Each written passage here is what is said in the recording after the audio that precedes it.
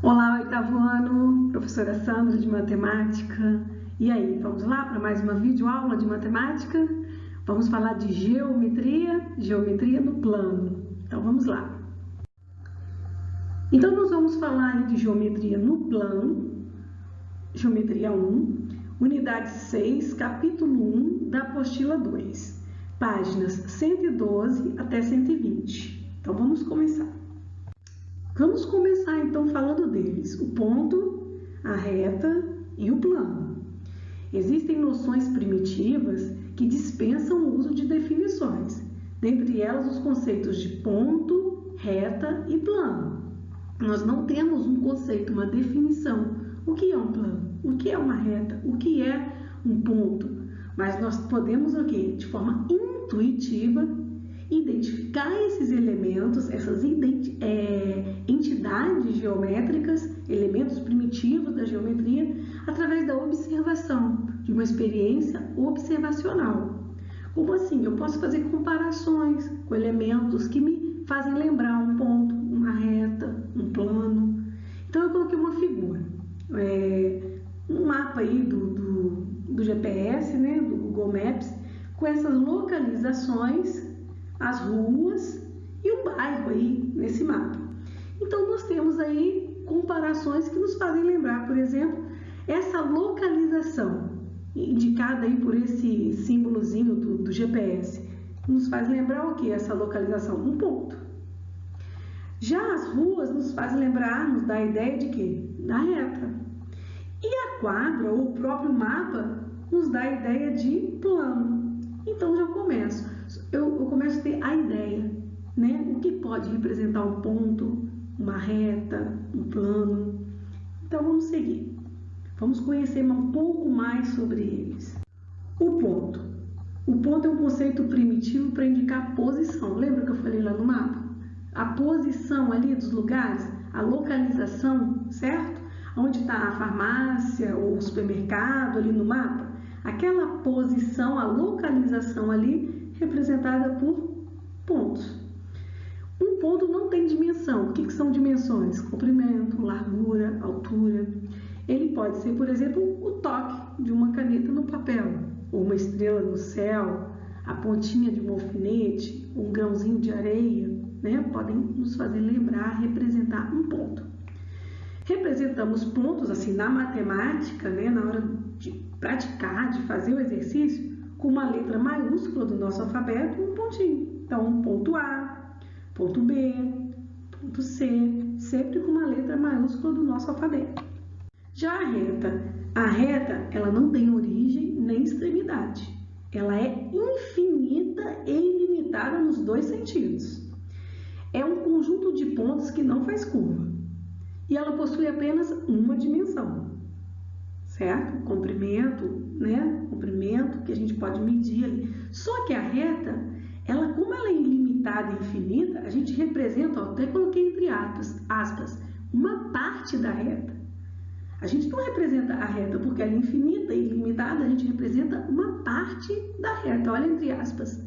Por que uma parte? Porque a gente representa um segmento da reta, né? Quando eu vou desenhar, por exemplo, um polígono. O segmento de reta AB é o lado ali do polígono. Não tem como, eu sei que por ali passa uma reta, mas ela é infinita e ilimitada. Então eu pego um pedaço dela, um segmento de reta, o segmento AB, por exemplo. Então, indicamos a reta por letras minúsculas do nosso alfabeto. Ou, quando eu tenho, por exemplo, a reta aí com pontos, eu posso colocar reta AB. Agora, observando, olha o símbolo que está aqui em cima dos pontos, nos dois sentidos. AB, reta AB, infinita nos dois sentidos. Então, quando eu for colocar essa seta aqui, ela tem que ter os dois sentidos, para representar uma reta AB. Ou, se eu não tenho pontos, eu posso representar apenas com um traço e colocar uma letra minúscula. Reta R, reta S. Então, duas formas. Ou eu posso colocar com os pontos reta AB, com esse símbolo aí em cima dos pontos, com a reta nos dois sentidos, para mostrar que é uma reta, a reta que passa pelos pontos A e B. Ou só um traço, com uma letra minúscula. Já o plano, nesse contexto que nós estamos falando, também é definido como uma superfície plana, né? Imagina o tampo de uma mesa, a capa do caderno, que não faz curva, ilimitado em todas as dimensões, então o plano também é ilimitado, só que a gente representa uma parte dele, uma parte do plano na figura, como essa figura aqui abaixo. Então você põe o plano alfa, o plano beta, sem espessura, possui duas dimensões, comprimento e altura, né? O comprimento e largura, duas dimensões. O tampo da mesa, tem o comprimento e a largura da mesa, duas dimensões. Para indicar um plano, usamos letras do alfabeto grego, alfa, beta, gama, por exemplo. Então, eu coloquei o plano alfa, o plano beta como exemplo. Então, usamos sempre uma letra grega, tá? Do alfabeto grego. Quando relacionamos os três elementos, o ponto, a reta e o plano, nós vamos usar 4 símbolos. Então, prestem bastante atenção. Pertence e não pertence. Esse é cortadinho aí. Pertence e não pertence. O pertence e o não pertence só pode ser usado para pontos. Então, quando eu estou falando de um ponto em relação a uma reta, de um ponto em relação a um plano, eu vou dizer aquele ponto pertence à reta. Ou aquele ponto não pertence à reta. A mesma coisa com o plano. Um ponto A pertence ao plano alfa, ou o ponto A não pertence ao plano alfa. Então, pertence e não pertence, eu só vou usar para o ponto em relação a uma reta ou em relação a um plano. Observem o exemplo da direita. Eu tenho essa reta T, e nessa reta T eu tenho o ponto A, o ponto G, e eu tenho esse ponto B aqui do ladinho. Se eu for relacionar com essa letra, com essa reta T e comparar o que eu pertence e o que não pertence, eu posso dizer, o ponto A pertence à reta T. O ponto G pertence à reta T. Já o ponto B, ele está na reta T? Não. Então, eu vou dizer, o ponto B não pertence à reta T. Isso porque eu estou falando de ponto.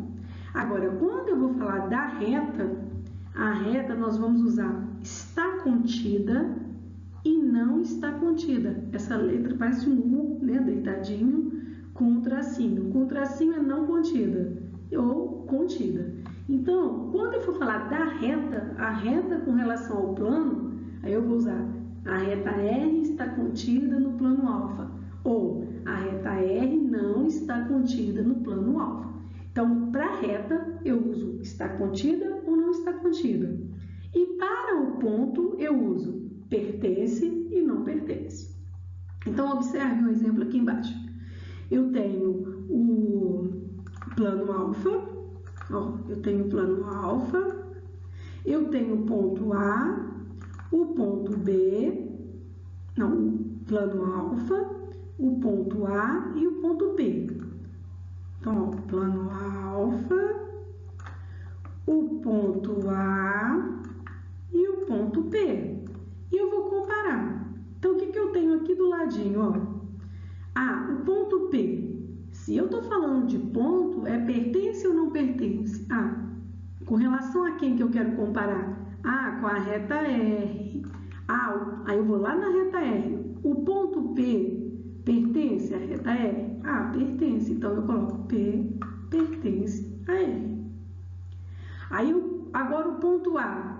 O ponto A em relação a essa reta R pertence ou não pertence? Não pertence. O ponto A está na reta R? Não. Então, eu vou colocar o ponto A não pertence à reta R. Então, para os pontos, eu usei pertence e não pertence. Agora, eu vou olhar para a reta. Essa reta R está no plano alfa? Sim. Então, eu vou dizer que a reta R está contida no plano alfa. Então, bem simples, bem fácil. A reta eu vou usar está contida ou não está contida, e para os pontos eu vou dizer pertence e não pertence. Igual aqui no exemplo, ó, aqui em cima. O A e o G pertencem à reta T. A pertence à reta T. O ponto G pertence à reta T. Agora, o ponto B não pertence à reta T. A mesma coisa aqui embaixo. A reta R está contida no plano alfa? Sim. Vamos supor que a gente tivesse uma outra reta aqui fora, ó. Eu tivesse uma reta U. O que eu ia dizer? Essa reta U está contida no plano alfa? Não. Essa reta U não está contida no plano alfa. Agora, eu posso usar a reta pertence ao plano alfa? Não. Pertence e não pertence é só para os pontos. Está contida e não está contida é só para reta. Então, guardem isso. É fácil, bem simples. Vamos continuar. Então, eu até marquei aqui embaixo para vocês, ó. Ponto A pertence, ponto A não pertence. Agora, a reta E. Então, para vocês entenderem um pouquinho essa ideia de geometria, eu coloquei um pouquinho de história, para a gente falar um pouquinho sobre essa geometria euclidiana, que é a geometria de Euclides. Alexandria, a capital da geometria. Então, o que acontece? Por que ficou conhecida como Alexandria, capital da geometria? Por causa de Euclides, porque ele era da Alexandria. E o que acontece? Muito antes de Euclides, muito antes, eu já até falei sobre isso com vocês no 6º ano, como que acontece? Aquela necessidade, né, de medir a Terra, né? Então, a geometria, terra-metria, medida, geometria, medida da Terra.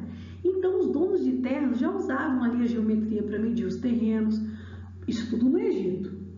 Os construtores ali das pirâmides, né, do Egito já usavam a geometria. Até os estudantes daquela época ficavam, né, malucos com essa coisa da constante π. Lembra que eu já falei para vocês do π? Então, e até hoje, né, fica nessa loucura toda que eu já falei para vocês, que tem gente, matemáticos estudando essa constante até hoje.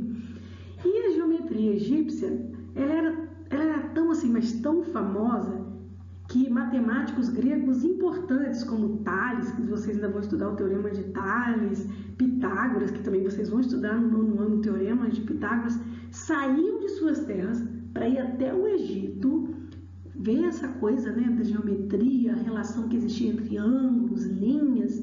E aí foi Euclides que pegou essa geometria do Egito e que tornou ela assim, sabe, acessível, formosa, formidável, que a gente estuda até hoje e que, né, usa nas construções, no nosso dia a dia. Todo lugar, todo o nosso espaço, a gente está olhando, tem geometria ali. Então, por isso que ficou famosa a Alexandria, por ser o grande centro mundial do compasso, do esquadro, isso no século III antes de Cristo. Então, Euclides é o cara aí da geometria euclidiana. Por quê? Ele pega isso tudo, todos esses conhecimentos que estão ali tudo desorganizado e organiza. Ele escreve um livro que chama Elementos, com 13 volumes, e nesse livro o que ele faz? Ele reúne toda essa matemática, a aritmética, a geometria plana, a teoria das proporções, os sólidos. O que ele faz? Ele organiza os conhecimentos, que estavam até aí tudo desordenados. Todo mundo queria saber tudo, estava no auge, top do top, todo mundo falava daquilo, na moda, como dizia, a capital da geometria, mas que tudo bagunçado. Aí Euclides vai lá e organiza isso. Nesse livro aí, Elementos, que é mega famoso entre os matemáticos, os cientistas, os físicos. Então, ele é o cara. Aí eu coloquei até uma foto dele aí do lado, ó, ele está ensinando a desenhar um círculo através de um hexágono. E aí ele organiza isso tudo. O matemático grego deu ordem lógica. O que ele fez? Ele estudou e detalhou a fundo essas propriedades geométricas de área, volume, estabeleceu o conceito de lugar geométrico e, para completar, depois ainda fez o postulado das paralelas que vocês vão estudar lá no 9º ano. Então, sempre que falar dessa geometria aí, essa geometria dos pontos, retas, planos, dos teoremas, essa geometria que a gente estuda, a geometria euclidiana, de Euclides. Vocês sempre vão lembrar, então, isso veio lá do Egito, que o cara organizou tudo no único livro, os conhecimentos, e é o cara aí da geometria euclidiana, tá? Depois a gente vai até falar mais sobre isso lá na frente, eu vou até falar para vocês fazerem uma pequena pesquisa. Mas ela é interessante, é muito interessante, Euclides, a geometria euclidiana e toda essa organização que ele deu para a geometria. E para prosseguirmos com o nosso estudo aí da geometria, nós precisamos conhecer alguns postulados. Professor, o que é postulado? Postulados são ideias que podemos aceitar como verdadeiras sem provas. Porque vocês já viram na matemática, as fórmulas, os conceitos, eles sempre têm uma demonstração, uma prova, por que é aquilo? E vai chegar numa definição através de uma demonstração. Já os postulados não. Ele existe, é uma afirmativa, mas que você aceita como verdadeira, sem provas. Então, vamos aos postulados, que isso vai cair na prova. Como que vai cair para vocês? Como verdadeiro ou falso, para vocês conhecerem esses postulados. Mas eles são tão fáceis e tão simples que vocês vão ver que não é difícil de guardar. Então, nós temos o primeiro. Existem infinitos pontos em um plano. Imagine uma mesa. Uma mesa é um plano. Quantos pontos tem ali? Infinitos. Tem como você contar? Não. Eu posso começar a fazer pontos ali até me cansar e eu não vou conseguir finalizar. Então, existem infinitos pontos em um plano. Assim como existem infinitos pontos em uma reta. A reta não é infinita e ilimitada? Então, existem infinitos pontos numa reta. E existem infinitas retas em um plano. Imagine, se infinitos pontos, formam uma reta, e infinitas retas formam o quê? Um plano. Eu não consigo definir ali na mesa quantas retas eu posso traçar. Porque você pode ir traçando em cima, e na vertical e na horizontal. Eu posso passar um dia todo desenhando ali em cima de uma mesa, por exemplo, retas. Eu não vou conseguir concluir. Então, infinitas retas. Existem infinitas retas em um plano. Também fácil. Existem infinitos pontos em um plano. Existem infinitas retas em um plano. E existem infinitos pontos em uma reta. Bem fácil de entender. Por um ponto, passam infinitas retas. Por um ponto. Então, imagina que você tem um ponto. Vamos colocar um pontinho aqui. E você, por esse ponto, pode traçar quantas retas? Professora, quantas? Cada um de vocês poderia vir nesse mesmo ponto aqui e traçar uma reta. A gente ia concluir isso? Não. Então, por um único ponto, você pode traçar infinitas retas. Esse é mais um dos postulados aí que a gente vai guardar. O que mais que a gente tem? Próximo. Para determinar um plano, são necessários 3 pontos distintos que não pertençam à mesma reta simultaneamente. Então, imagina, eu tenho um ponto aqui, um aqui, na mesma direção. Se eu traçar esses pontos, eu vou formar o quê? Uma reta. Agora, para eu conseguir determinar um plano, eu preciso de 3 pontos distintos, diferentes, mas que não pertençam à mesma reta. Então, eu vou precisar de um ponto aqui, um ponto aqui e um ponto aqui, por exemplo. Eles estão na mesma reta? Não. Esses dois aqui podem até estar, mas os 3 estão na mesma reta? Não. E quando eu ligo esses pontos, o que eu tenho? Eu tenho aqui, por exemplo, um triângulo. Já formei um plano. Assim, então eu já posso determinar um plano. Então, eu preciso de pelo menos 3 pontos distintos que não estejam, que não pertençam à mesma reta para determinar o quê? Um plano. Então, nós podemos ver aí que a menor figura, o polígono, que a gente tem, seria o quê? Um triângulo, uma figura de 3 lados, Então, vamos continuar. E para determinar uma reta, são necessários apenas 2 pontos. Então, nós vimos que por um ponto, nós podemos traçar infinitas retas. Mas para traçar uma única reta, eu preciso apenas de 2 pontos. Então, vamos lá. Se eu tenho só um ponto, eu consigo determinar uma reta? Não. Consigo traçar por um ponto infinitas retas. Mas para eu determinar uma reta, eu preciso de pelo menos quantos pontos? 2. Porque eu tendo 2 pontos, eu posso fazer o quê? Ligar esses pontos. Eu já tenho aqui uma única reta. Então, guardem isso. Para determinar um plano, eu preciso de 3 pontos distintos que não pertencem a uma mesma reta. Agora, para determinar uma reta, eu preciso apenas de quantos pontos? 2 pontos distintos. Bem fácil. Então, esses daí são os postulados que nós precisamos aprender para esse conteúdo que nós vamos estudar. Bem simples. Depois vocês deem uma lidinha nesses postulados, mas olha os primeiros. Existem infinitos pontos em um plano. Existem infinitos pontos em uma reta. Existem infinitas retas em um plano. Por um único ponto passam infinitas retas. Para determinar uma reta, eu preciso de pelo menos 2 pontos. E para determinar um plano, eu preciso de 3 pontos distintos que não pertencem a uma mesma reta. Bem fácil. E depois disso tudo, com todos esses postulados, o que nós podemos concluir? Um plano, então, é um conjunto de pontos. Concorda? A mesma coisa uma reta. Uma reta é um conjunto de pontos. E uma reta R, sendo um conjunto de pontos, pode ou não estar contida em um plano. Sim? Exemplo na sala de aula. Se o quadro for o plano e eu traço uma reta lá no fundo da sala, aquela reta pertence ao plano que é o quadro? Não. Então, é um conjunto de pontos, mas que não pertence ao plano que seria o quadro. Certo? Então, depois vocês deem mais uma lidinha para entender melhor. Qualquer coisa também me perguntem lá no nosso Tira Dúvida. Então, dessa história de reta, nós temos a semirreta e o segmento de reta. O que é a semirreta? É uma parte de uma reta, uma parte, limitada por um ponto. Então, nós teríamos o quê? A reta R. Observem aí na primeira figura, a reta R. Só que o que acontece? Ela tem os 2 sentidos? Não. Quando chegou no A, parou. Ela parou ali. Então, nós temos a origem A, limitada ali no A, no sentido de quem? No sentido de B, no primeiro desenho. Então, nós temos aí a semirreta, que nós vamos chamar de semirreta AB. Olha o exemplo, o desenho que está em cima. O que ele quer dizer isso para a gente? Semirreta AB. A origem A, ou saindo de A, no sentido de quem? De B, passando por B. Então, nós temos a semirreta AB.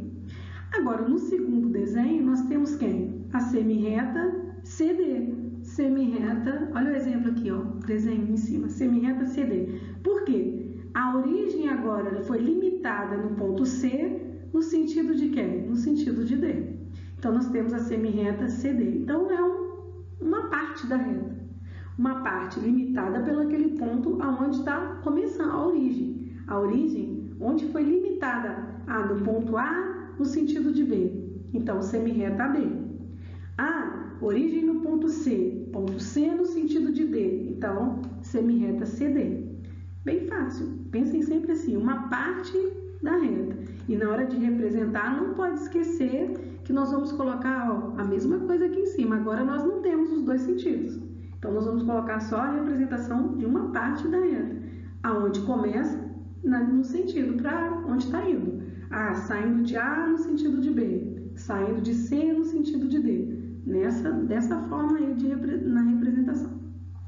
Já o segmento de reta é como se você cortasse um pedaço ali na reta. Não vai ter sentido. Você vai conhecer as extremidades. Então, imaginem aqui, você veio e cortou exatamente aqui no ponto A e aqui no ponto B. Então, eu tenho esse intervalo aqui, esse pedaço da reta, que é o pedaço que vai do ponto A ao ponto B. Então, nós vamos chamar de segmento AB. E agora, observe que aqui em cima nós não temos mais sentido. Por quê? Nós temos as extremidades, AB. Por isso que tanto faz dizer AB ou BA, é o mesmo segmento de reta. É como se quando a gente tem uma figura, por exemplo, um polígono. E eu posso colocar aqui o ponto A e aqui o ponto B. Então, esse segmento de reta que vai do ponto A ao ponto B, como que eu vou representar ele? Segmento de reta AB, dessa forma. Então, a reta tem os 2 sentidos, ilimitada, infinita, Já a semi-reta, ela tem uma parte só um sentido, né? Da origem para onde ela está indo, da origem para B, da origem para C, lembra que nós vimos? Já o segmento de reta, ele é só um pedaço da reta. E por isso que nós temos aqui em cima, ó, nenhuma direção, porque nós temos só as extremidades. E aí nós temos a medida de um segmento. O segmento nós podemos medir, é o único que nós podemos medir, porque a semi-reta também é infinita, no sentido que ela está indo. Por exemplo, saindo de A para B, infinita, naquele sentido. Agora, o segmento não, é o único que nós podemos medir. Medida de um segmento. A todo segmento de reto não nulo associa-se um número real positivo, denominado comprimento. Então, nós temos aqui alguns exemplos. Eu coloquei aqui, por exemplo, U, unidade U. Se esse U aí é igual a 1. Então, aqui eu tenho U e U. U mais U, ou seja, 1 mais 1 igual a 2. É como se esse intervalo aqui, ó, esse pedacinho daqui até aqui fosse 1. E daqui até aqui fosse 1. 1 mais 1. Então, quanto mede esse segmento de reta AB? Mede 2. Sim, 2 unidades de medida aí que nós estipulamos. Então, o único que nós vamos medir é o segmento de reta, usando centímetros, milímetros, metros, as unidades de medidas que nós conhecemos de comprimento, tá? Então, esses segmentos de reta, eles podem ser congruentes, consecutivos, colineares e adjacentes. Coloquei bem resumidinho para vocês entenderem. Congruentes, têm as mesmas medidas. Então, primeiro exemplo, se HI tiver 2 centímetros, JK também vai ter 2 centímetros. Ou seja, congruentes vão ter sempre as mesmas medidas. Ou seja, o mesmo comprimento. Já os consecutivos são 2 segmentos que apresentam uma extremidade em comum. Eu gosto de guardar sempre assim uma diquinha, aonde um termina, o outro começa, que é a extremidade em comum. Observem. Aqui o ponto F. Ele é a extremidade de EF, concordam? Ele é a extremidade desse segmento EF. E ao mesmo tempo ele é a extremidade do EG. Então nós vamos chamar de segmentos consecutivos. São aqueles que têm uma extremidade em comum. Aí nós temos os colineares. O que são os colineares? Estão numa mesma reta. São aqueles que estão numa mesma reta. Professor, e aqui embaixo? O L, M e N também são consecutivos. São consecutivos? Sim. Quem eles têm de extremidade em comum? O M. L, M, M e N. Esse cara aqui, o ponto M, é a extremidade em comum. Qual é a diferença, então, dos adjacentes para os consecutivos? Tem extremidade em comum? Tem, consecutivo. O adjacente também tem extremidade em comum? Tem. Só que os consecutivos, eles estão numa mesma reta? Não. Então, qual é a condição para ser adjacente? São, ao mesmo tempo, consecutivos e colineares. Então, observe o último exemplo, L, M, N. São consecutivos? São. São segmentos, LM e MN, segmentos consecutivos. E ao mesmo tempo são colineares? Sim. Estão numa mesma reta? Sim. Então, para serem adjacentes, eles são ao mesmo tempo, eles devem ser ao mesmo tempo consecutivos e colineares, certo? E podem possuir um ou mais pontos em comum e devem necessariamente pertencer à mesma reta. Então, olha a diferença. Congruentes tem a ver com medidas, eles têm as mesmas medidas. Consecutivos têm uma extremidade em comum, mas precisa estar na mesma reta? Não. Se eles estiverem na mesma reta, eles já não são mais consecutivos, eles são adjacentes. Então, adjacentes, as duas coisas ao mesmo tempo, eles são consecutivos e colineares. O que são colineares? Estão numa mesma reta. Qualquer dúvida, dê uma olhadinha na apostila, aqui revejam o vídeo, mas qualquer coisa me perguntem lá no Tira Dúvida. Ponto médio de um segmento. Já falo, ponto médio, o meio. Lembrem sempre disso, o ponto médio é exatamente o quê? O meio. Então, se eu tenho o segmento AB e eu quero o ponto médio, tem que estar exatamente o quê? No meio do segmento. Dividir esse segmento ao meio. Então, quando temos um segmento de reta e entre eles um ponto qualquer, esse ponto será o ponto médio do segmento se ele dividir exatamente ao meio esse segmento. Dessa forma, o ponto médio forma dois segmentos simétricos, ou seja, congruentes. AM e MB devem ter a mesma o quê? As mesmas medidas. Vamos supor, se o segmento AB fosse 8, AM, esse pedacinho aqui, ó, deveria ser 4 e esse aqui deveria ser o quê? 4. Para 4 mais 4, 8. Então, exatamente o ponto médio deveria estar onde? No meio.